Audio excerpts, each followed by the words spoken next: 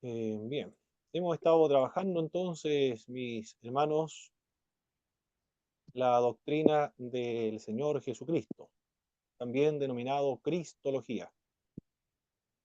Hemos visto los nombres de Cristo, las herejías en torno a la persona de Jesucristo, la humanidad de Cristo, la divinidad de Jesucristo, los oficios de Cristo, los estados de Cristo, los sufrimientos, la muerte, sepultura, resurrección, ascensión y exaltación. Y quedó pendiente con respecto a los oficios de Cristo que son sacerdote y profeta. Ahora corresponde ver el oficio de rey de Jesús de Nazaret. El oficio de sacerdote lo, lo ejerce aún todavía, lo ejerció en su época. Él es el oferente y el sacrificio y continúa ministrando o ejerciendo su oficio sacerdotal en el cielo actualmente. Su oficio profético lo ejerció antes de su encarnación. Los profetas hablaron porque el Espíritu de Cristo estaba en ellos y hablaba acerca de su venida. Y cuando se encarnó, ejerció el ministerio del oficio profético y actualmente ejerce el oficio profético por medio de su iglesia.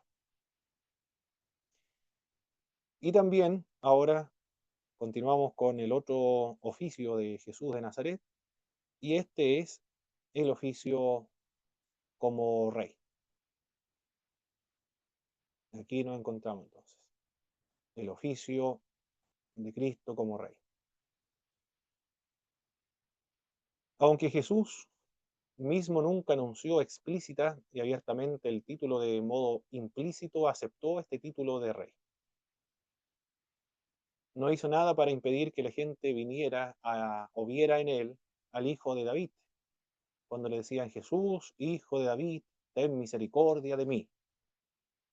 El reconocer a Jesucristo como el hijo de David tiene implicancias políticas y está relacionada con la monarquía. Se le está identificando como el legítimo heredero del reinado y continuador de la monarquía davídica del Antiguo Testamento. Por lo tanto, él es rey, legítimo rey del pueblo de Dios. No corrigió a Natanael cuando reconoció el reinado de Jesucristo. Los magos que vinieron del oriente dicen: ¿dónde está el rey de los judíos? Porque su estrella hemos visto en el oriente y hemos venido a adorarle. Los discípulos varias veces a ellos le habló acerca de su reino. Si tiene un reino, implica y presupone que él es un rey. Ante Pilato dejó entrever que él era un rey, pero luego dijo: mi reino no es de este mundo. El reinado de Jesucristo en la actualidad es un reino espiritual, es un reino invisible, es un reino inmaterial, es un reino presente también. Se inauguró con la primera venida del Señor Jesucristo. Consiste en el gobierno de Cristo en el corazón de todos los creyentes. Donde se hace la voluntad del Señor Jesucristo, ahí está el reino de Dios. El reino de Dios, entonces, es un reino espiritual. Para ser parte de este reino se requiere el nuevo nacimiento. Y el nuevo nacimiento se da por medio de la fe y por medio del arrepentimiento. Y así se puede entrar y disfrutar y ver o experimentar el reino de Dios. Se debe distinguir del reino milenial. El reino milenial es diferente al reino espiritual. El reino espiritual es presente, se inauguró con la primera venida del Señor Jesucristo. Mientras que el reino milenial es un reino político, visible, terrenal, material. Cristo va a gobernar en Jerusalén por 1000 años, de acuerdo a la escuela del premilenialismo dispensacionalista, pretribulacionista y premilenialista. Esa es la posición de las iglesias evangélicas. y de las iglesias pentecostales, el premilenialismo dispensacionalista y el pretribulacionismo. Desde esa perspectiva, Cristo va a gobernar entonces por 1000 años, pero ese reino es político y es material. Cristo va a gobernar desde Jerusalén a todas las naciones.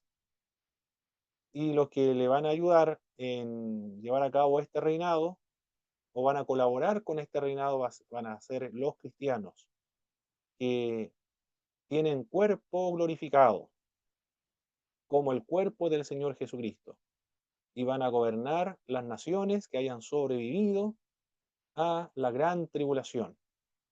Aquí en la tierra continúan con la vida tal cual como nosotros las conocemos actualmente.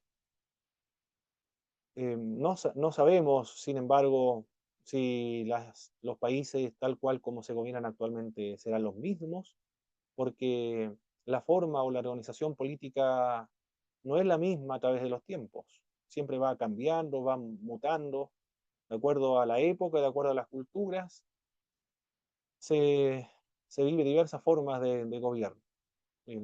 Pero supongamos que el régimen presidencialista aquí en América Latina continúa, entonces la iglesia sería la que gobernara y cada uno de los pueblos durante la época milenial va a continuar con sus idiomas, sus características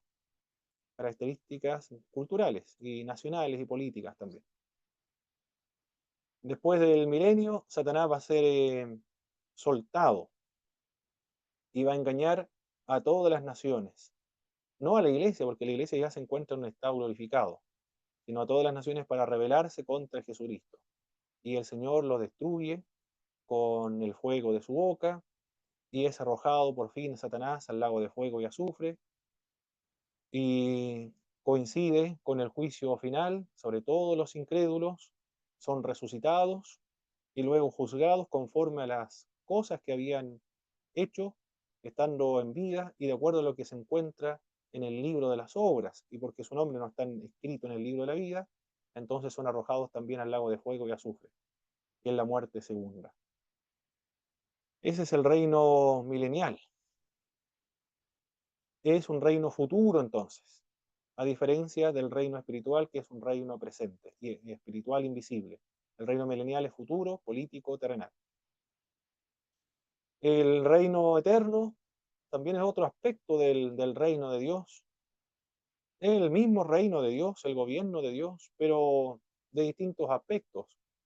Uno terrenal, milenial y el otro el reino eterno. Ahí en el reino eterno están todos los creyentes con cuerpo glorificado y sirviendo a Dios por toda la eternidad. Esos son los aspectos del reino de Dios. ¿Alguna pregunta, mis queridos hermanos, acerca de lo que estamos comentando en esta parte del reinado de Cristo en la actualidad? Por favor, adelante.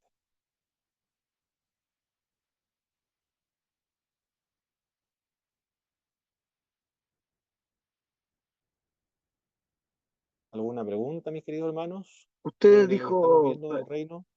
mi hermano Pablo, usted dijo reino pre-tribulación. ¿A qué se refiere con pre-tribulación del Perfecto, reino? muy bien. Como siempre, mis queridos hermanos, a medida que nosotros vamos avanzando, ustedes vayan planteando las preguntas. Que no se quede con preguntas, aproveche a preguntar, para eso está inscrito en el Instituto Bíblico Pentecostal y en esta materia. Premile, premilenialismo.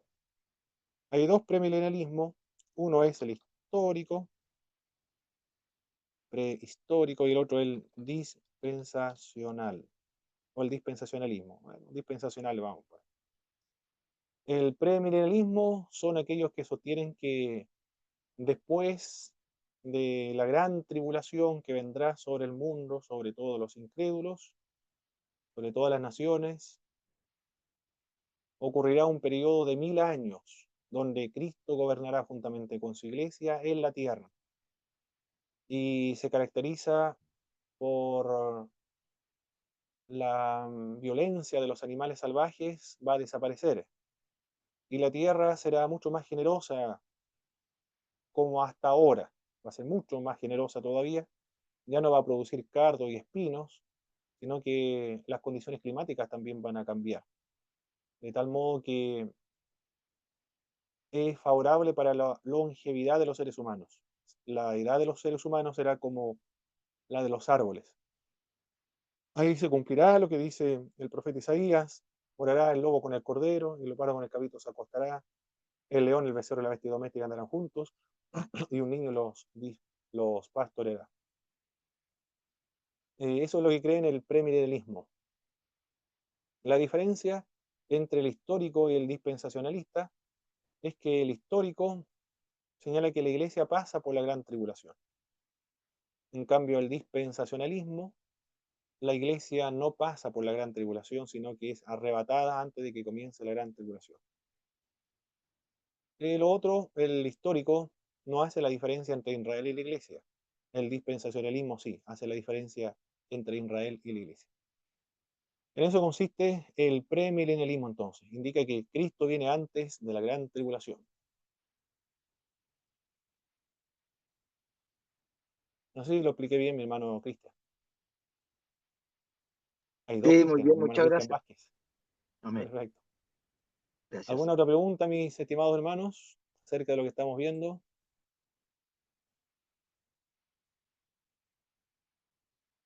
¿Ninguna otra pregunta? Está todo claro, ¿verdad? Hasta ahora lo que estoy comentando sobre el reino de Dios.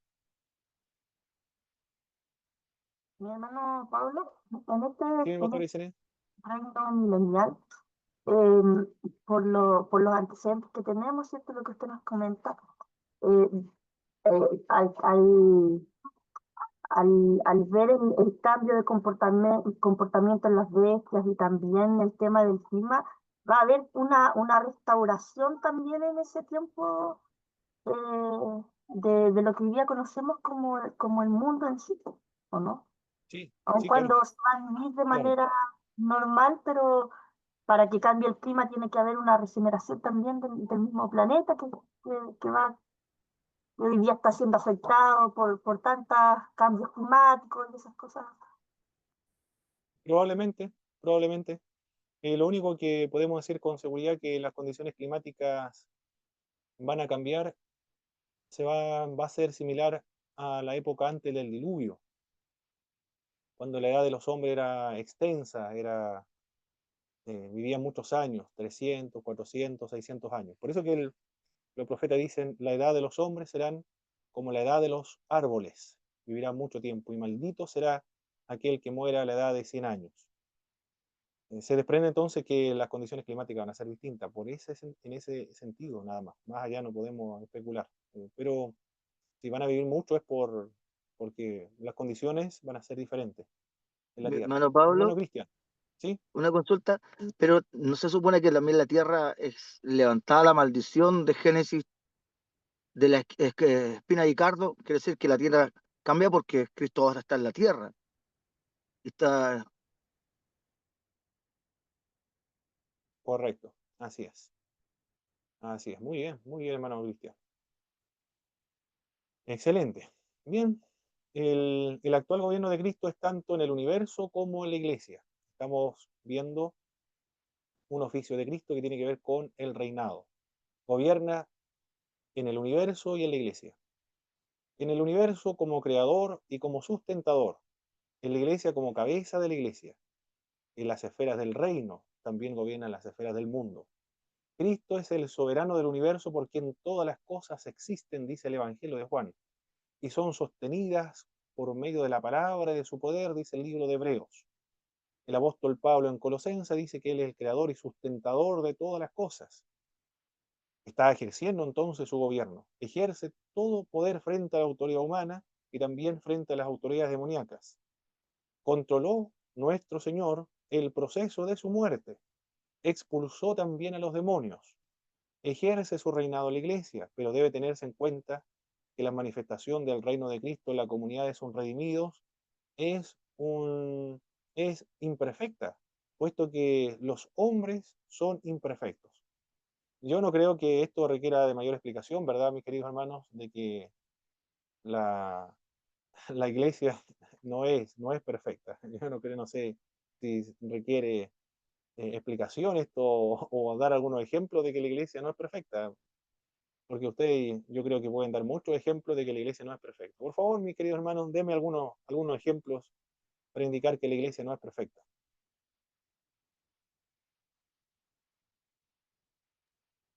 Que yo esté en la iglesia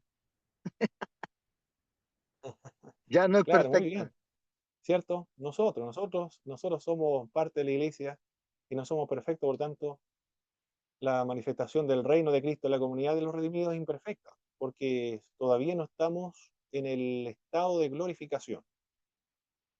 La iglesia es un pueblo que avanza hacia la meta que Dios ha puesto delante, pero que no ha llegado a alcanzar el tiempo presente todavía. Se encuentra en la transición entre el ya, pero el no todavía. Alguien, por favor, a ver, ¿quiénes son los que están presentes aquí? A ver, creo que lo que estoy comentando es nuevo, ¿verdad? El ya, pero no todavía.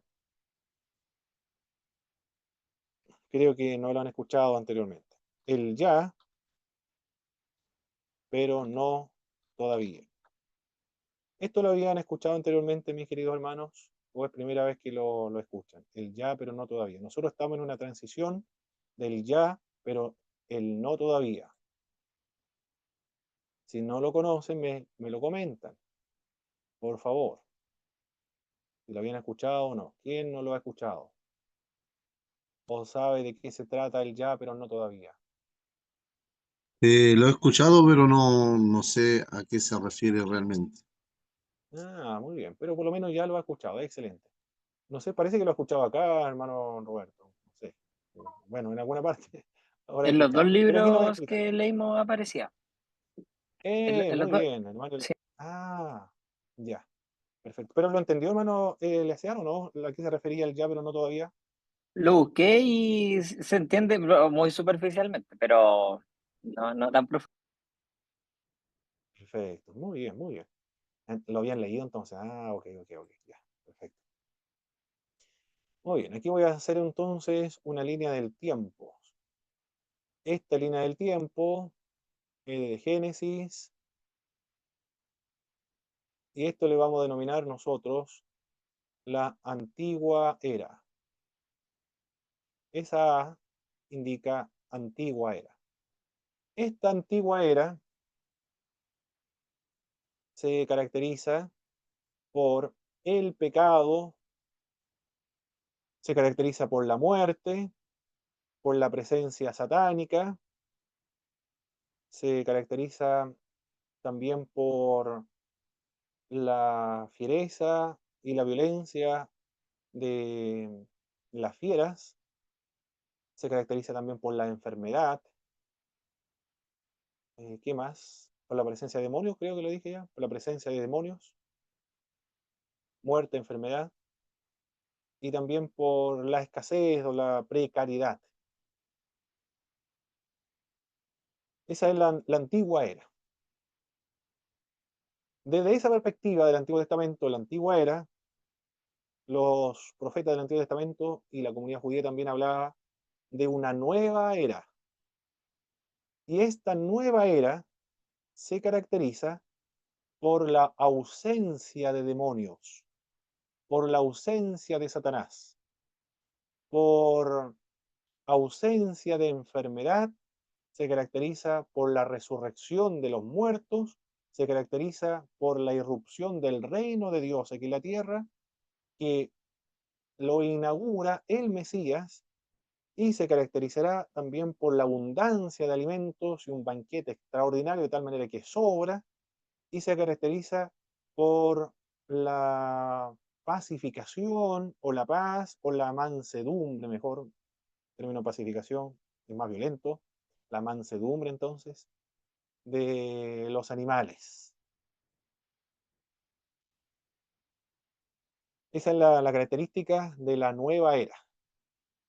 Irrumpe con el reino de Dios. Y a eso se refiere, la nueva era se refiere a los tiempos escatológicos. Entonces, en esta antigua era, irrumpe con la primera venida del Señor Jesucristo, irrumpe el reino de Dios. Aquí voy a indicar con la cruz de Cristo irrumpe la nueva era. Ahí está. Ahí. Esta es la flecha entonces que indica la nueva era. Aquí voy a poner una N que indica la nueva era. Bien, la nueva era ya irrumpió entonces en la historia del mundo. Estableció Cristo el reino de Dios. Por lo tanto, cuando resucitaba a los muertos, indicaba que ya empezó los tiempos escatológicos, ya llegó el reino de Dios. Es la clave interpretativa de los evangelios sinópticos, Mateo, Marcos y Lucas. Si usted tiene presente el reino de Dios como clave interpretativa, va a entender muy bien los evangelios, porque hablan acerca del reino de Dios precisamente. Y el reino de Dios es la escatología, en la irrupción de los tiempos escatológicos en el tiempo, en la historia de la humanidad. Cuando Cristo sanaba a los enfermos, quería indicar que ya ha comenzado la nueva era, es decir, el reino de Dios y los tiempos escatológicos. Cuando hablamos acerca del reino de Dios, son sinónimos el tiempo escatológico y la nueva era. Cuando Cristo resucitaba a los muertos, indicaba que ya llegó el reino de Dios. Sanaba a los leprosos, daba vista a los ciegos, devolvía el hablar a los mudos, a los sordos también, el paralítico, el cojo saltará, la lengua del mudo hablará, eso decían los profetas con respecto a los tiempos escatológicos. Y él es el Mesías, ya ha llegado el Mesías también. Él resucitó de los muertos, por lo tanto ya hay resurrección de los muertos. Él ató al hombre fuerte y comenzó a expulsar a los demonios. La nueva era se caracteriza por la presencia del Espíritu Santo. Él fue concebido por el Espíritu Santo de Dios. Fue lleno del Espíritu Santo en el río Jordán. Fue guiado por el Espíritu Santo también. Y expulsó demonios en el poder del Espíritu Santo y obró conforme al poder del Espíritu Santo. Multiplicó los panes y los peces y sobró lo que él multiplicó. Ya está indicando que hay el banquete, gran banquete del cual hablaban los profetas ya ha comenzado. Marco dice, después de la tentación en el desierto, las fieras le servían ¿a quién? A Jesucristo. Por lo tanto, esa violencia, esa agresividad de las fieras ya ha terminado con la irrupción del reino de Dios en la persona del Señor Jesucristo. Todas esas evidencias son de que el reino de Dios, los tiempos escatológicos, la nueva era, ya se ha iniciado. Pero no es una continuidad de la antigua era, sino que hay una superposición entre la antigua y la nueva era, como la vemos acá en el gráfico. Nosotros entonces nos encontramos acá, en el periodo de la transición entre la antigua y la nueva era. Es decir, todavía estamos en la antigua era, pero al mismo tiempo ya estamos en la nueva era. Por eso cuando oramos por los enfermos, algunos se sanan y otros no se sanan. Se sanan precisamente porque en la nueva era, en el reino de Dios, no hay enfermedad. Y si no se sana es porque todavía estamos en la antigua era. Además que la otra razón es que la voluntad de Dios es que algunos se sanen y otros no se sanen. Pero la otra explicación es porque estamos en la antigua y la nueva era. La antigua era es la nueva era es el ya. La nueva era es el ya. La antigua era, pero no todavía. Ya ha comenzado la resurrección de los muertos, pero no todavía. Cristo es el primogénito de los resucitados de entre los muertos con cuerpo glorificado, el primero. Ya ha comenzado entonces la resurrección de los muertos, pero todavía no le siguen los demás con cuerpo glorificado, porque esto se va a cumplir en la segunda venida de nuestro Señor Jesucristo. Ya Satanás ha sido atado en la tentación, en el desierto, cuando fue derrotado por Cristo. En la cruz del Calvario también ha sido atado. Cuando comenzó a saquear su casa, todo el hombre fuerte comenzó a expulsar los demonios. Ya fue atado, pero no todavía, porque anda todavía como león rugente a quien devorar. Después va a ser atado en el milenio. Y así podemos seguir enlistando. El reino terrenal, el reino de Dios ya ha comenzado espiritualmente, pero todavía no se ha consumado. Nosotros ya somos salvos, pero todavía no, en otro aspecto. Nuestra alma es salva, pero todavía nuestro cuerpo de sangre y carne todavía no ha adquirido la glorificación. A eso se refiere el ya, pero no todavía. Nosotros estamos en un periodo de transición entonces, entre el ya, pero no todavía, entre la antigua era y la nueva era. ¿Alguna pregunta, mis queridos hermanos, sobre lo que acabo de explicar? ¿Alguna duda? ¿Se podría comparar con el rey David ungido en los días de Saúl y no tomando el reino hasta después? Ah, muy bien, hermano Cristian, sí. Buena la analogía, porque ya es rey, pero todavía no lo ha ejercido. Perfecto, muy bien, me gustó la analogía. Perfecto, lo entendió muy bien lo que es el ya, pero no todavía. ¿Alguien más que no haya entendido o ya se entendió la idea del ya, pero no todavía, mis queridos hermanos?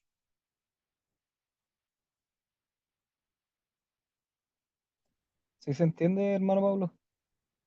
Excelente, muy bien, muy bien, muy bien. ¿Quién fue el que propuso esta idea del reino ya, pero no todavía?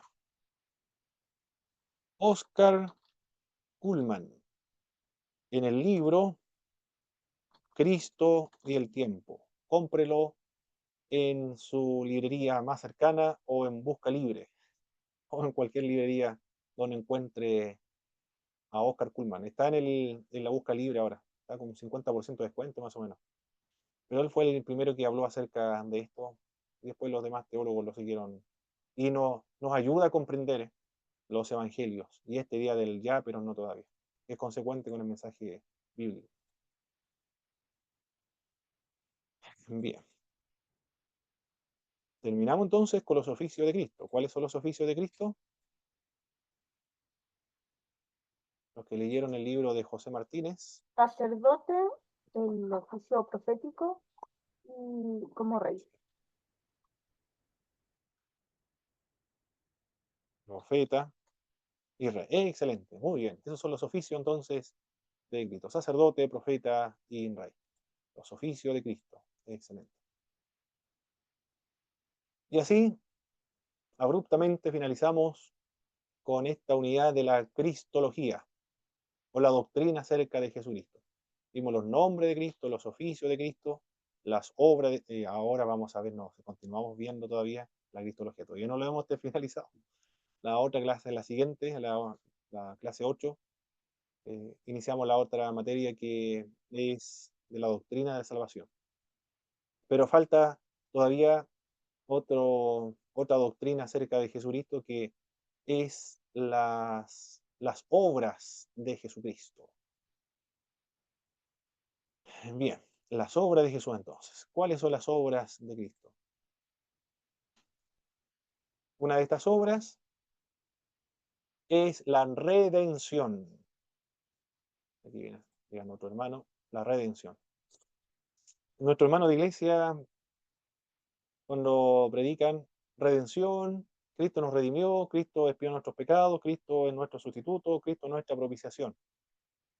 Y los hermanos que están escuchando, bueno, dicen amén a la predicación. Eh, pero si se le pregunta qué es lo que es redención, salvación. Y expiación, no, también es salvación. Y sustitución también, Cristo nos salvó. Y la propiciación también es la salvación. Todo es la salvación. No se precisan las palabras o los conceptos. Se le da un mismo significado. Y efectivamente está relacionado con la salvación. Es una obra de Cristo la salvación. El término salvación es genérico, abarca todas las otras obras que Cristo ha realizado a favor de los creyentes. Pero si nosotros precisamos los conceptos y las palabras, tienen distintas connotaciones y distintas perspectivas. Como la obra de Cristo es tan amplia, tan grande, entonces requiere de diversos términos para poder explicarla. Y eso es lo que vamos a ver ahora. Mis hermanos, si quedo sin audio es porque el micrófono de solapa que estoy utilizando va a quedar sin batería. Ahí ustedes me avisan, por favor, de que nos están escuchando. Por favor. Porque me van a ver si se echa a perder el micrófono, van a ver que yo estoy haciendo algunos ademanes no estoy hablando, pero es porque se agotó la pila o la batería del micrófono. Los vocablos en el Antiguo Testamento de la redención. En hebreo es Gaal, que significa proteger. Padá significa liberar o dejar ir. Kofer significa la moneda que cualquiera pagaba para ser liberado. En el Antiguo Testamento hay una palabrita que es utilizada para referirse a la obra del Redentor, y de hecho así se traduce, el Redentor, que es Goel. El Goel es una persona del Antiguo Testamento, era, o también la ley del levirato se conoce también. Es una institución del Antiguo Testamento.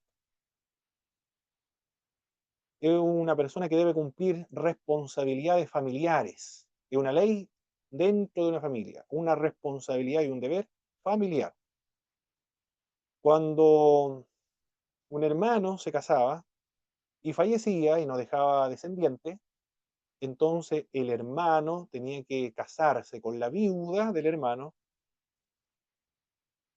y el primer hijo que nacía debía llevar el nombre de su difunto hermano.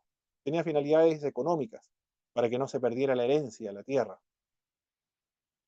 Entonces, de esa manera protegían a la viuda. También tenía otra responsabilidad el Goel. Cuando el hermano era asesinado, cuando decimos asesinado es porque hubo una intención de asesinarlo, porque también pudo haber sido una muerte, pero sin intención. Eso ya no es asesinato, eso es un accidente. Pero cuando fue un asesinato, el pariente cercano tenía el deber y la obligación de vengar la sangre de su hermano, debía darle muerte al criminal. Esa era la otra responsabilidad del Goel. La primera era casarse con la viuda del hermano, y el segundo deber era vengar la sangre de su hermano. La tercera responsabilidad que tenía el Goel: si el hermano, un pariente cercano, contraía una deuda por diversa razón, motivo, y no podía pagarla, por irresponsabilidad puede ser, adquirió una deuda, fue muy irresponsable y después no pudo pagar, por mal administrador de sus recursos, entonces la única manera de poder pagar la deuda era venderse él mismo como un esclavo y vender su propiedad. Y él se hacía esclavo. Claro que había una ley también de después de 7 años se le daba la libertad, pero tenía la posibilidad de salir libre antes, de lograr su libertad con anticipación. Y para eso necesitaba a un Goel o a un redentor. Y esta persona debía reunir ciertas características, ciertos requisitos. Una de estas era que debía ser su pariente cercano, un familiar, un hermano, un primo, alguien cercano, pero debía ser un pariente. Esa es la primera condición para ser el Goel o el redentor. La segunda condición, que debía tener los recursos económicos suficientes para pagar la deuda. No podía ser otro pariente que estuviera también endeudado, no iba a poder rescatarlo. Tenía que tener los recursos suficientes para poder pagar la deuda y así recuperar la libertad de su hermano y recuperar también la propiedad que había sido vendida. El otro requisito, debía estar dispuesto a redimir, porque podía ser pariente cercano, tener los recursos necesarios, pero resulta que no quería redimir. Tenía que ser una persona con la actitud de querer redimir a su hermano de manera solidaria y sin presión, sino de manera voluntaria. Esas son las características que debían reunir el Goel del Antiguo Testamento. Pero era una institución. Eso tiene un nombre, se le conoce como el tipo. Era un tipo de Jesucristo. Un tipo es una figura literaria de las Sagradas Escrituras que ilustra una realidad espiritual futura. Podría ser una persona, un animal, podría ser un objeto, una fiesta, un sacrificio. Y apuntaba a una realidad espiritual en el futuro. Eso es un tipo, una figura literaria exclusiva de la Biblia. El Goel es un tipo de Jesucristo. está ilustrando la obra y la realidad espiritual que Cristo vendría a realizar en el futuro. Cristo es nuestro Redentor, porque él era siendo Dios, se hizo nuestro pariente cercano al encarnarse y al adoptar nuestra naturaleza de María, el ADN de María, es decir, él fue un hombre totalmente hombre, 100% hombre, 100% Dios al mismo tiempo. Por lo tanto, reúne el requisito de ser nuestro pariente cercano. Y porque es Dios, el Dios encarnado hecho hombre, tiene un valor infinito entonces, para poder pagar la deuda de nuestros pecados. Y también estuvo dispuesto voluntariamente de ofrecerse como nuestro Redentor. Voluntariamente, no hay ninguna presión para liberarnos. Cristo entonces es nuestro Redentor. Cuando decimos Cristo nos redimió, Cristo nuestro Redentor, eso es lo que queremos decir. Él se hizo nuestro pariente cercano, Él se encarnó, es Dios, porque tiene un valor infinito, y Él estuvo dispuesto voluntariamente a rescatarnos, a liberarnos de la esclavitud de la cual nosotros nos encontrábamos, para darnos libertad mediante el pago de un precio, y ese precio fue su sangre. Eso es lo que implica la idea de la redención. En el Nuevo Testamento, el vocablo es agorazo, que significa comprar, y también exagorazo, todo esto en griego, significa comprar del mercado y comprar para uno mismo. El otro vocablo es litrón, significa liberar mediante el pago de un rescate. Apolitros y otro de los vocablos que se utiliza normalmente para referirse o aludir a la redención en el Nuevo Testamento, significan redimir a uno mediante el pago de un precio, dejar a uno libre al recibir el precio. Entonces la redención expresa la idea de liberación de alguna forma de mal, específicamente de esclavitud o servidumbre. Redimir mediante el pago de un precio. Eso es. De eso estamos hablando cuando nos referimos a la redención. Esa es la primera obra de Jesucristo. Él nos redimió. El doble efecto de la redención. Cristo nos redimió de ciertas cosas. Nos redimió del castigo divino que había contra nosotros. Porque nosotros somos pecadores, ofendimos a nuestro Dios, ofendimos, ultrajamos, pisoteamos la santa ley de Dios. Por lo tanto, como Dios es justo, reacciona a su ira frente a su santidad ultrajada, demanda castigo entonces para que exista armonía en todo el universo, porque algo ha sido desestabilizado, que es la ofensa contra Dios, y eso se debe sancionar para que exista una justicia universal. Por lo tanto, la ira de Dios se desata contra el pecado. Pero hay una posibilidad de que no sufra las consecuencias del pecado del ser humano. El Redentor, debe venir el Redentor a pagar esa culpa y a liberarnos de esa culpa. También redimido de ciertas cosas, de la deuda que teníamos con la ley de Dios. También redimidos del pecado, redimidos de vivir bajo la tutela de la ley. También redimidos de nuestra vana manera de vivir y redimidos de la potestad de las tinieblas. También somos redimidos para ciertas cosas, para tener una nueva relación con Dios. Somos redimidos para tener la capacidad de vivir libre del dominio del pecado. Creo que esta parte no se logra ver. Ahí sí, ahí lo moví. No se veía, ¿verdad? La frase que estaba debajo de la redención. Bueno, ahora yo creo que lo logran ver. La redención entonces ha venido a destruir un efecto fundamental del pecado. El hombre fue hecho no solo para tener comunión con Dios, sino que el hombre viviera en dependencia de Dios. La redención tiene que lograr en nosotros el propósito de que vivamos en dependencia de Dios. ¿De qué nos liberó Cristo? Del justo castigo de Dios, de las maldiciones de la ley, bueno, para purificar un pueblo también, de buenas obras, celoso de buenas obras. Seremos redimidos finalmente del gimir en la angustia de esta presente era, cuando llegue la resurrección de los muertos. Cristo pagó en su totalidad el precio del rescate para liberarnos. ¿A quién se canceló la deuda? ¿A quién se canceló el rescate? En el Nuevo Testamento no hay ninguna mención de a quién se pagó el precio de la redención. En la clase anterior estuvimos viendo algunas teorías acerca de la expiación. También se decía que se había pagado un precio a Satanás. A él se le pagó por los seres humanos, pero el Nuevo Testamento de la Biblia no nos dice a quién se pagó el rescate. Cuando la Biblia guarda silencio, nosotros también debemos hacerlo. Porque si comenzamos a responder, responderemos simplemente una lógica humana, una especulación humana, cuando la Biblia en realidad no dice absolutamente nada a quién se pagó la deuda. No pudo haber sido pagado a Satanás, como se sostenía en la Edad Media, porque eso es lo que se decía en la Edad Media, que se había cancelado la deuda al diablo, porque Dios nunca ha sido deudor del diablo, no le debe nada al diablo, por lo tanto no hay nada que pagarle al demonio. Al parecer se pregunta erradamente sobre a quién se le pagó la deuda. Dice Horacio Alonso, un escritor ya fallecido hace mucho tiempo atrás, era un argentino, creo, Horacio Alonso, y un argentino, un teólogo argentino.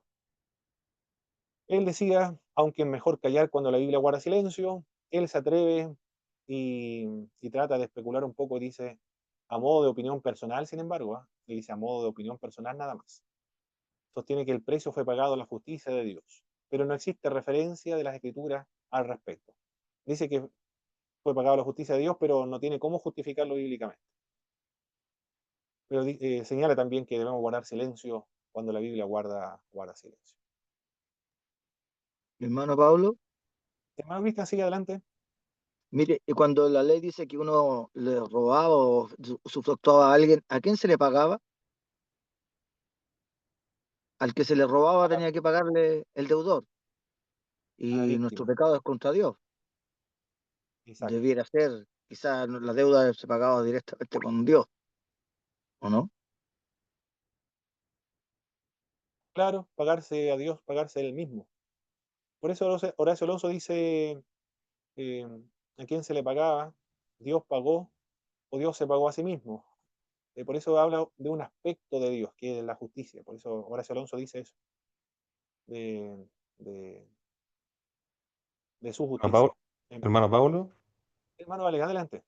una opinión no va recordando en algún momento haber leído en algún manual de hermenéutica sobre la explicación del concepto la paga del pecado es muerte. ¿Ya? Cuando se hablaba la palabra paga, hacía referencia a salario. Correcto. Y ese concepto entonces nos daría como el salario de del pecado es la muerte. Entonces podría ser, extrapolando, de que lo que él pagó fue ese costo, o sea, el costo de morir, más que a una persona, sino al hecho intrínseco de haber, de tomar el lugar del que debía morir. Pagó eso, solamente como un Ah, muy aporte, bien. hermano. Muy bien, hermano Alex. Muy bien, muy bien. Sí, perfecto, perfecto. Se estaría eh, personificando ahí la muerte, claro, en términos muy metafóricos. Ahí necesariamente, mis hermanos, necesariamente debemos hacer uso de las metáforas y de los símbolos, porque es propio de todas las religiones y es característica de las religiones emplear metáforas y símbolos. Todas, y de hecho es una característica de las religiones. Todas las religiones tienen esta característica. La religión hindú, la religión budista, confucianista, jinista, taoísta, islamista también, el judaísmo, bueno, todas, el zoroastrismo también. El cristianismo requiere, porque estamos hablando de temas metafísicos, hablamos de temas espirituales, inmaterial, invisible. ¿Cómo podemos hablar de temas invisibles sin utilizar analogías terrenales? Cristo utilizó analogías terrenales. Por eso que la muerte, por ejemplo, la justicia, se debe personificar de alguna manera y emplear símbolos o metáforas para tratar de explicar los misterios espirituales invisibles. Muy bien, perfecto. Muchas gracias por sus intervenciones, mis hermanos. En el Nuevo Testamento Jesús es tanto el rescatador como el rescate. Maravilloso, ¿eh? El Antiguo Testamento el Goel, porque eso es el tipo de Jesucristo, el Goel, o el Redentor del Antiguo Testamento, que tenía ciertas responsabilidades y características. Era Cristo el rescatador, el Goel, pero al mismo tiempo resulta que él mismo es el rescate. No está dando algo que sea exterior y ajeno a él. Él mismo se está dando para poder pagar la deuda de nuestros pecados. Cristo se dio a sí mismo en rescate. Antilitrón se escribe en griego. Y por todos los seres humanos. Yo creo que eso conviene leerlo, ¿verdad, mis queridos hermanos? 1 Timoteo 2:6. Lo vamos a leer mejor. 1 Timoteo 2, verso 6. Alguien que lo lea, por favor. El primero que lo encuentre, le puede dar lectura. Y le vamos a dar una estrellita. No tenemos estrellita Amén, aquí, creo. amén, Sí, no me dije. amén. El cual se dio a sí mismo en rescate por todos, de lo cual se dio testimonio a su debido tiempo. Perfecto. Él se dio, ¿eh? Se dio. Se dio así. Se dio así a sí mismo. Por todos. Perfecto. Cristo murió por todos entonces. No murió solamente por un grupo, sino por todos. Se dio a sí mismo por todos, dice el apóstol Pablo en Timoteo. Bien. La redención se efectuó por medio de su sangre. El rescate fue su sangre. Claro, porque la ofensa fue ante un Dios, debe ser castigado, debe ser muerto, porque la paga del pecado es muerte. Entonces Él va a pagar con su muerte, paga el precio del pecado. Cristo nos compró, agorazo, se traduce en griego, de vuelta a Dios. Y el precio de compra fue su sangre, dice también el libro de Apocalipsis. Con su sangre Él nos ha rescatado. A todos, a todo el mundo. Y los que crean pueden disfrutar de esa redención. Y los que no crean, entonces no pueden disfrutar de esa redención. Aquí la forma de apropiarse, de disfrutar de las obras que Cristo realizó, acá estamos viendo solamente una, es la fe en Jesús de Nazaret. Había en una tribu, se iba a ejecutar a un miembro de esa tribu con una flecha. Y había un gringo y le dijo al jefe de la tribu, no lo mate.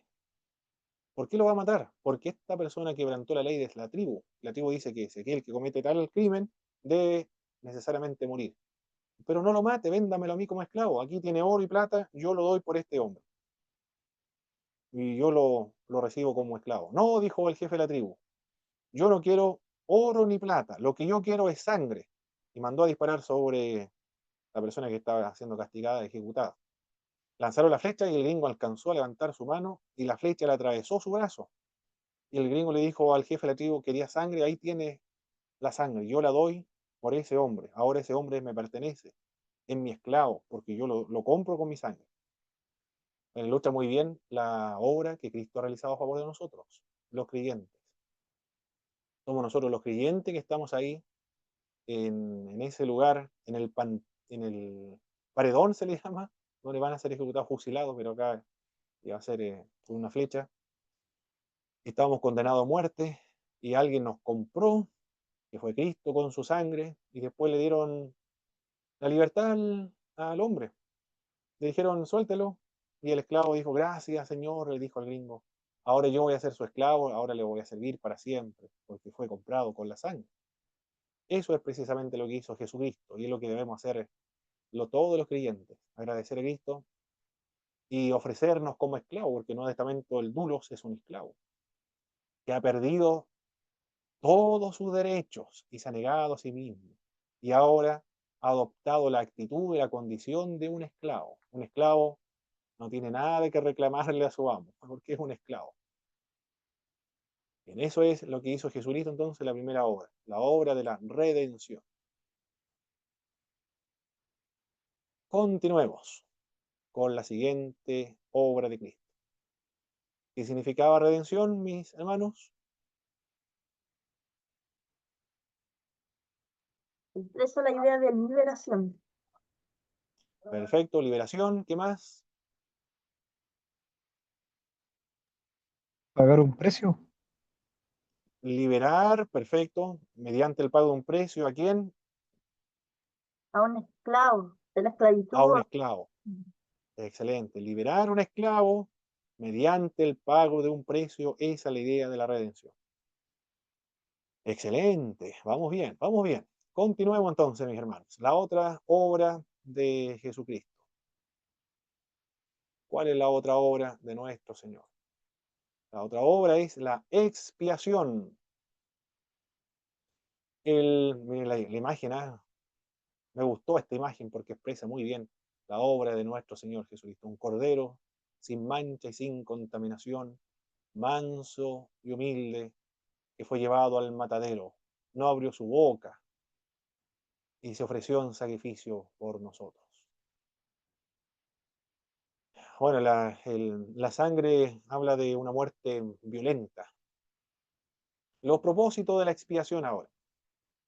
La expiación tiene el propósito de destruir el pecado y unir al hombre con Dios.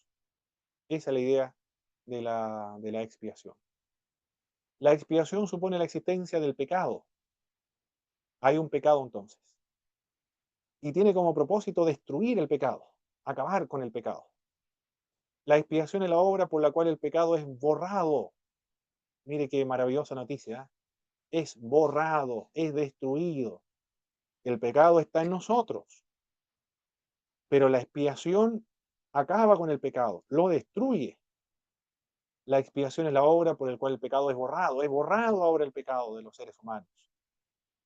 Pero también el gran propósito de la expiación es unir al hombre con Dios, porque el pecado es un obstáculo formidable que impide la comunión con Dios. Es una barrera, una valla infranqueable que interrumpe la comunión, el disfrutar de la amistad con Dios. Y de hecho, ese es un obstáculo, una frontera, porque nos hemos vuelto hostiles contra Dios. Por eso se requiere la reconciliación. La expiación hace este trabajo de la, la reconciliación. Y esto lo ha hecho Dios. Dios se ha reconciliado con el mundo. Ha hecho una obra de reconciliación. La cruz, entonces, es un hecho de Dios para destruir el pecado. La expiación cubre el pecado. La expiación lo aparta. La expiación borra el pecado. La expiación requería un sacrificio, requería una víctima inocente, tenía que ocupar el lugar del culpable. El animalito tenía que ser sin tacha, no podía ser enfermo, no podía faltar en ninguna parte de su cuerpo. El animalito que se utilizaba para la expiación en el Antiguo Testamento. Del mismo modo, Cristo ofreció sin mancha su propio cuerpo. La lección es que solo lo mejor era digno de ser ofrecido a nuestro Dios. En el Antiguo Testamento, el sacrificio de expiación incluía la confesión de pecados, subraya que la ley de Dios tiene que ser cumplida, no puede ser dejada de lado tampoco. La expiación requería un sacrificio, había un derramamiento de sangre, la culpa del pecado era transferida, había una víctima inocente que recibía la culpa de parte del transgresor. La redención es la obra por la cual el pecado es borrado. La expiación cubre el pecado, lo aparta, lo borra de la presencia de Dios, o quita el pecado. Juan dijo, este es el Cordero de Dios que quita el pecado del mundo. Tiene que ver con la expiación. Él es el que realiza la obra de la expiación. El significado del sacrificio de Cristo. Jesús es la provisión del amor de Dios. Esta obra que Cristo realizó de la expiación agota el pecado, lo extingue, como estamos viendo ahí en esta figura, extingue el pecado. La identificación de Cristo también con una raza pecadora. El oferente del Antiguo Testamento, cuando llevaba un animalito, un cordero, por ejemplo, ponía las manos en la cabeza del cordero y le transfería sus pecados al cordero, simbólicamente, por supuesto, indicando que ese cordero moría en el lugar de él, pero era la transferencia de los pecados de este cordero. Así también Cristo asume el pecado, se identifica con la raza humana pecadora y lleva el pecado en su propio cuerpo. La ley de Dios ha sido honrada y la ley de Dios no ha sido pasada por alto. Es la única ofrenda que Dios acepta por el pecado. Cambió el tono de juicio en un tono de gracia.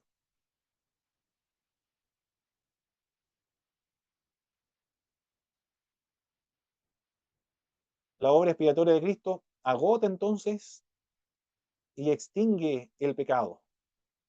Agota el juicio de Dios sobre el pecado del hombre. Cristo absorbe el pecado como una gran esponja que absorbe el agua, por ejemplo, de la mesa cuando se chorrea con agua la mesa, alguien quiere limpiarla, trae una esponja y la esponja absorbe totalmente el agua, de modo que queda seco aquella mesa.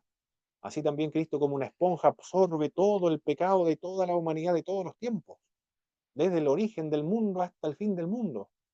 Antes, durante y después de su generación, Cristo toma como una esponja y absorbe y atrae como una aspiradora todos los pecados de toda la humanidad. Y Él se responsabiliza y se responsabiliza por el pecado y asume el pecado de toda la humanidad. Se hace responsable entonces Jesucristo del pecado de todos los hombres. Bueno, Pablo, ¿Hermano Cristian? ¿Sí? esa expresión que usted utiliza de absorber el pecado y todo eso, eso se ve manifiesto en la expresión de Cristo cuando está en la cruz y hace alusión a Padre, ¿por qué me has abandonado? ¿O no? Exactamente. Así es. Ahí en la cruz es el lugar donde se absorbe todo el pecado. Estoy empleando metáforas para entender un poco la obra de Cristo, de la esponja que absorbe el pecado, de la aspiradora que aspira todo el pecado. Ahí en la cruz, Cristo arrastra todo el pecado de toda la humanidad. Por eso que Dios no lo puede ver, porque es un hombre que está contaminado, imagínense, contaminado por todo el pecado de toda la humanidad. Es el pecado concentrado en un solo hombre allí. Por eso que no lo puede ver y aparta Dios eh, su mirada o su vista. Por eso Cristo clama, Dios mío, ¿por qué me has abandonado? Por eso que la tierra se cubrió de tinieblas, porque Dios no podía ver a su hijo, a un hombre, al hijo del hombre, colgando del madero. Es como si Francisco La Cueva dice en una sección, pareciera que la tierra, la tierra lo vomitara, que no lo quería tener, y el cielo le devolviera la espalda. Quedó suspendido entre el cielo y la tierra. Ni el cielo ni la tierra lo querían. Es terrible la imagen, me gustó esa imagen de Francisco La Cueva, porque era verdad, ni la tierra ni Dios lo quería. Quedó solo, pero totalmente solo en ese momento, desamparado, pero terriblemente, y sufriendo el castigo y el juicio que es la separación de Dios en su conciencia humana, bajo ningún punto de vista, va en su conciencia divina. Hermano Cristian, Al que no conoció pecado, por nosotros se hizo pecado, ¿está claro? exactamente, así es, así es. Y es, Es Dios mío, ¿por qué me has desamparado? Y la respuesta la dio usted, porque el pecado estaba todo sobre él. exactamente, así es. Al que no conoció pecado, por nosotros, Dios lo hizo pecado, cargó el pecado de todos nosotros sobre él.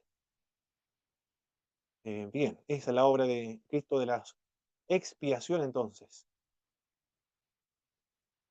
La obra de Cristo es una obra vicaria, porque extingue el pecado de manera vicaria, de una manera sustitutoria, representativa, de manera que reemplaza a otros. La obra de Cristo es expiatoria porque extingue el pecado en lugar de otro, porque Cristo reemplaza al que tenía que morirla. La muerte de Cristo es expiatoria porque Él la sufrió en lugar del culpable, en el nombre del culpable. De eso se trata esta verdad.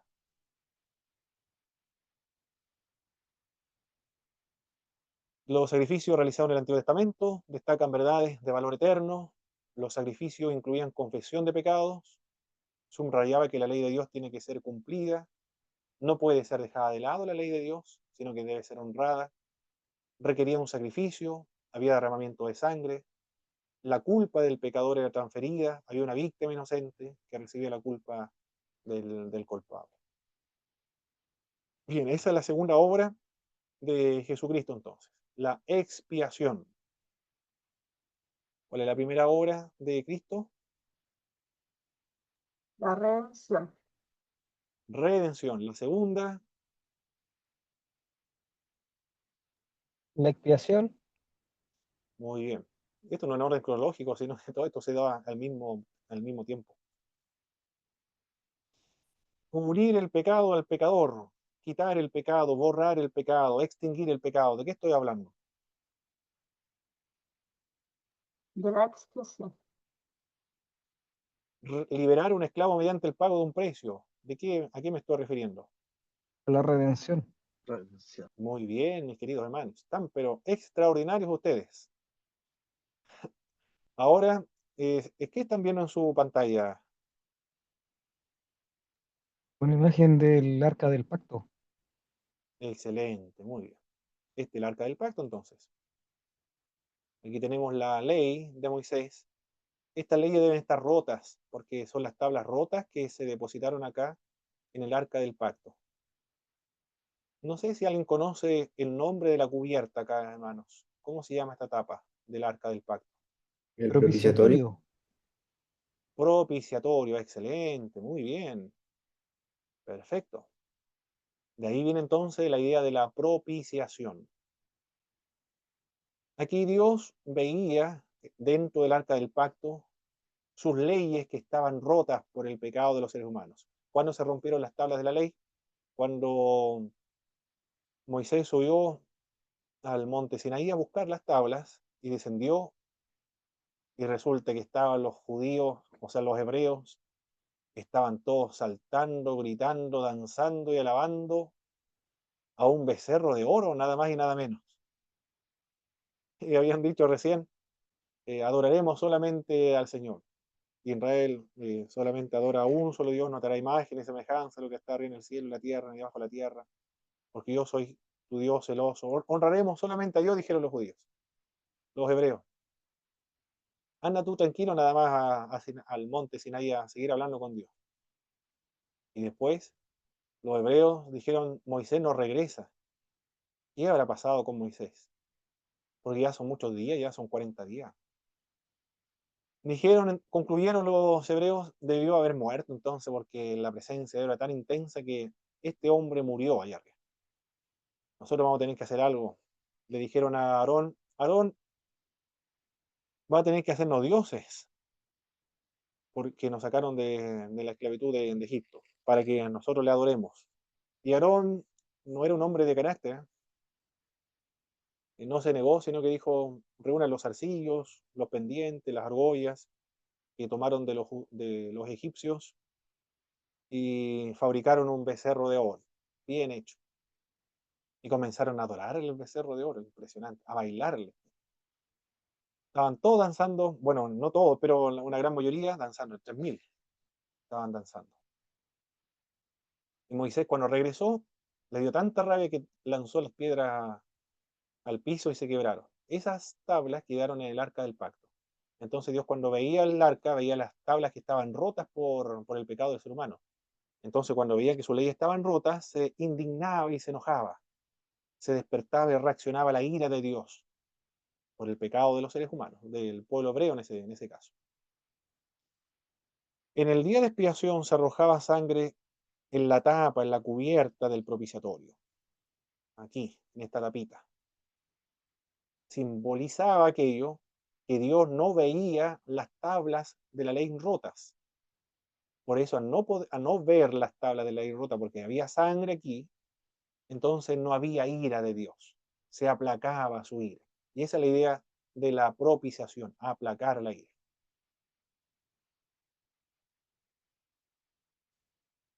Distinción de la expiación con la propiciación. La expiación tiene por objeto el pecado, agota el pecado, extingue, absorbe, aspira al pecado, lo destruye, lo borra y lo hace desaparecer el pecado, que interrumpe la comunión con Dios para unir al hombre con Dios. La propiciación, por otra parte, no tiene como sujeto o objeto el pecado, sino el sujeto es Dios. El propósito de la expiación, el propósito es pacificar a Dios, aplacar la ira. Y eso significa propiciación, aplacar la ira. Existen 4 elementos en la propiciación. Una ofensa que tiene que ser reparada, una persona ofendida que tiene que ser reconciliada, una persona ofensora que es culpable, tiene que haber un sacrificio para expiar esa ofensa, para aplacar la ira de Dios. La propiciación significa cubierta. La cubierta del arca se llamaba propiciatorio. La muerte de Cristo se ofrece como fundamento sobre el que un Dios justo puede perdonar a una raza pecadora y culpable sin comprometer en forma alguna su propia justicia. ¿Qué significa propiciar? Significa agotar, extinguir la ira, no ignorando esta, sino atendiendo plenamente a sus ofensas y a sus demandas. La propiciación pone énfasis en la satisfacción que Dios debe recibir como gobernador moral del mundo, antes de que pueda extender su misericordia. En la propiciación hay 4 elementos: una ofensa que debe ser quitada, que tiene que ser reparada, una persona ofendida que necesita ser reconciliada, y una persona ofensora, el culpable. Tiene que haber un sacrificio para expiar esta ofensa. De eso trata la propiciación. Significa aplacar la ira. ¿Qué significa la ira de Dios? Es muy diferente a la ira de nosotros. Nosotros nos airamos porque hay una ofensa personal hacia nosotros. Pero es una irritación, una indignación, un coraje, le llaman los peruanos. Tengo coraje, dicen los peruanos, porque están enojados, pero es por algo muy personal. Y está manchada también por el pecado de los seres humanos. La ira de Dios no es una pasión irritada, no es una venganza exagerada tampoco. Bueno, la idea de venganza implica eso de exageración. No está manchada como lo están a veces la ira del hombre. La ira de Dios es su deliberada oposición a toda maldad.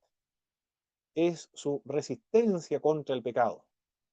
Es una acción contra el pecado. Eso es la ira de Dios, contra el pecado. Es la reacción invariable de su santidad.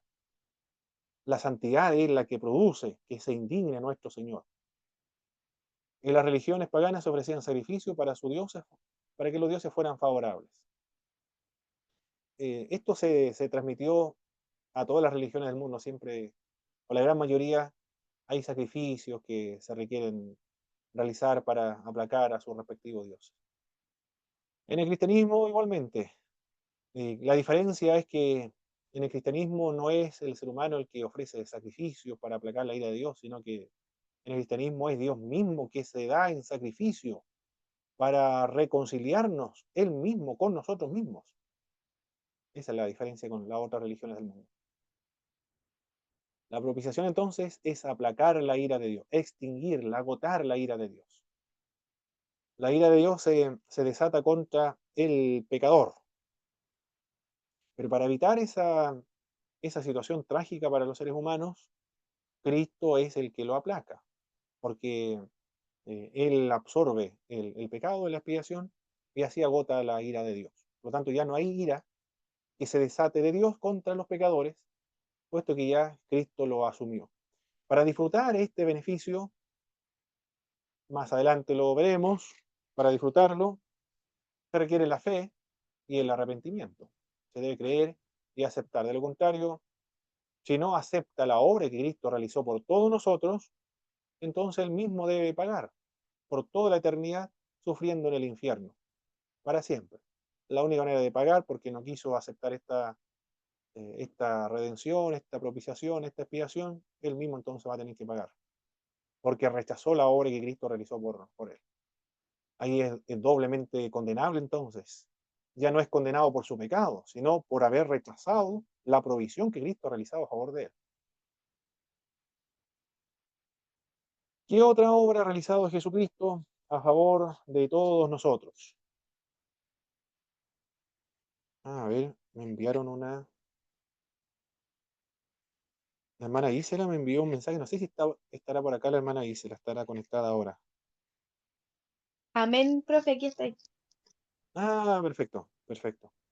Ruiz Estefanía dice ahí. Ah, ok. Pero la hermana Gisela, muy bien. Tengo que poner el nombre suyo porque está el nombre del hermano Claudio. Me tengo que cambiar el correo. Perfecto. La otra obra que Cristo realizó a favor de nosotros es la obra de la sustitución. ¿Qué significa la sustitución? Cristo sufrió por o para los pecadores en lugar de aquellos que redimió. El sustituto debía reunir ciertas características. El animal del Antiguo Testamento que debía morir en lugar del oferente de un judío o de un israelita debía ser un animal sin mancha, sin tacha. También debía ser aceptado por los sacerdotes, por las personas que lo iban a sacrificar. Pero a diferencia que era un animal irracional, no sabía lo que estaba haciendo. Era también un tipo de nuestro Señor Jesucristo. Cristo fue como un cordero sin mancha y sin contaminación. Estuvo dispuesto voluntariamente a morir por nuestros pecados y fue aceptado delante de Dios. Dios dijo el Padre, este es mi Hijo amado en quien tengo complacencia. Cristo reúne estos requisitos. Es como un cordero sin mancha y sin contaminación que fue sacrificado desde antes de la fundación del mundo, dice el apóstol Pedro en capítulo 1, verso 19, en primera epístola de Pedro. Fue provisto por el Padre, se lo dice Juan capítulo 3, verso 16. De tal manera amó Dios a todo el mundo, al mundo entero, que dio a su Hijo. Vino a dar su vida en rescate por muchos, lo dice Mateo y también el Evangelio de Juan. El hombre, como ser caído, le debía a Dios una indemnización infinita. Su pecado solo podía ser expiado sufriendo eternamente un castigo. Solo un sustituto podría liberarlo.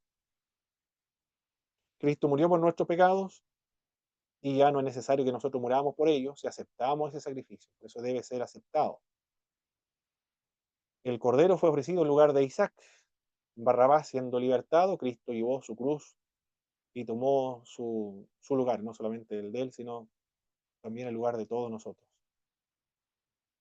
En la antigua China se dice que había una ley cuando una persona era condenada a muerte, tenía la posibilidad de comprar a un sustituto para que él muriera en su lugar. Normalmente siempre era así, lo más probable, que una persona que estaba en extrema pobreza y quería dejar bien puestos a sus familiares con muchos recursos económicos, entonces se ofrecía como sustituto de algún criminal que tuviera mucho dinero también.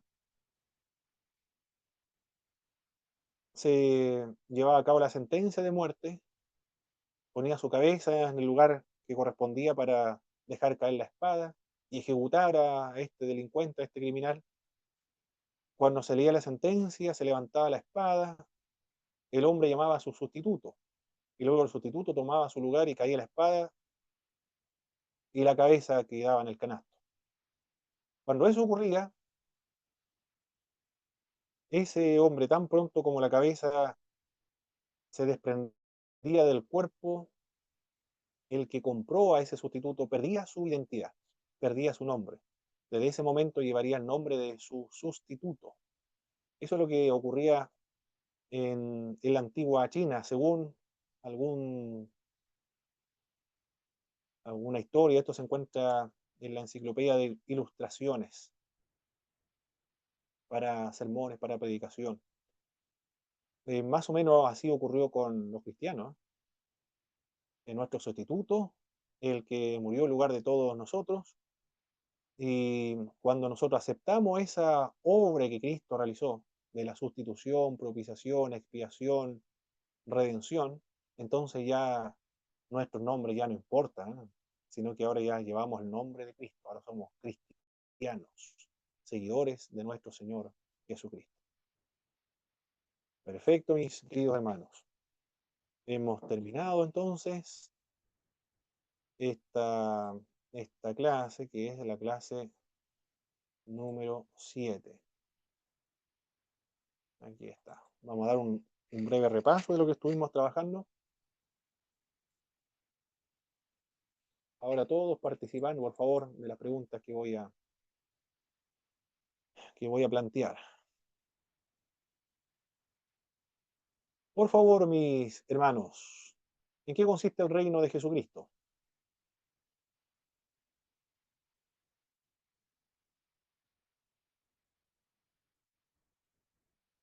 El reino de Jesús es un reino,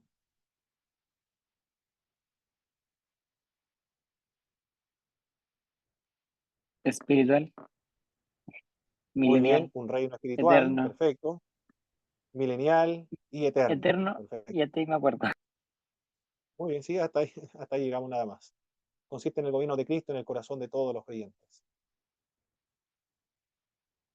Cuando hablamos identifique lo siguiente: liberar a un esclavo mediante el pago de un precio, ¿a qué nos referimos? Redención. Perfecto. Cubrir el pecado, cubrir al pecador, borrar, extinguir el pecado, destruirlo. Expiación, Excelente. Aplacar la ira. propiciación, Propiciación. Excelente. Morir en lugar de otro. Sustitución. Sustitución. Excelente. Muy bien. Eso es lo que estuvimos viendo. Excelente, mis queridos hermanos. ¿Algún comentario o pregunta de lo que estuvimos trabajando en esta clase número 7, antes de irnos al descanso? Está todo claro, ¿verdad? ¿Sí, hermano Cristian? A modo de comentario, mi hermano, eh, yo esto que se pasó ahora lo aprendí hacia poco leyendo. Como decía usted en un principio, uno habitualmente uno dice amén a cosas que se dicen en el altar. Por ejemplo, Cristo expió nuestros pecados, propició nuestros pecados, pero más allá de eso no profundizamos. Y posterior a que lo aprendí, empecé a consultarlo a algunos hermanos, predicadores dentro de la iglesia, y me llevé la sorpresa, mi hermano, que desconocían completamente esto que estamos pasando en este momento. Por eso lo veo como de vital importancia poder aprenderlo y poder enseñarlo a nuestros hermanos, porque de esta manera se entiende, mi hermano, mejor lo que Cristo hizo por nosotros en la cruz. No se ve como de una manera superficial, como siempre se dice, yo amo a Dios porque Cristo murió por mí, pero hasta ahí llega nuestra profundización de lo que Cristo hizo por nosotros, pero al entenderlo, que Él propició nuestros pecados, que Él nos expió, que Él nos sustituyó, y todo lo que se aprendió ahora, eso nos lleva a entender mejor el sacrificio de Cristo y poder amarle más y estar más agradecido plenamente con nuestro Señor. Así es, sí, así es. Es uno de los resultados del estudio teológico, mi hermano Cristian. El estudio teológico ayuda a amar más a Dios, en la medida en que comprendemos más y agradecemos más a Dios, en la medida que comprendemos más la obra que Cristo realizó a favor de nosotros. Nos ayuda también a adorar mejor a nuestro Dios, porque ahora cuando cantamos, oramos, levantamos nuestras manos a Dios, ya entendemos lo que estamos haciendo. Y también a la oración. Ahora entendemos mejor nuestra oración. Oramos con mayor conocimiento, comprensión de la realidad espiritual y de la obra que Cristo realizó. Ayuda el estudio teológico para la adoración, para la oración y para amar a Dios, a la devoción a Dios y para, bueno, comprender lo que Él realizó a favor de nosotros. Excelente. Ayuda el estudio teológico, ¿eh? No apaga el espíritu, como se decía hace algún tiempo atrás. Hermano Cristian, adelante. Cristian Vázquez. Sí, Dígame. ¿Iba a decir algo, no, hermano Cristian? No, nada. No, quizá Ah, ok. pues acotar sobre los que a muchos pastores no les gusta que los hermanos estudien, pero sí, el día de hoy es muy necesario. Gracias al Señor. Perfecto, muy bien. Listo, mi estimado hermano, entonces vamos a descansar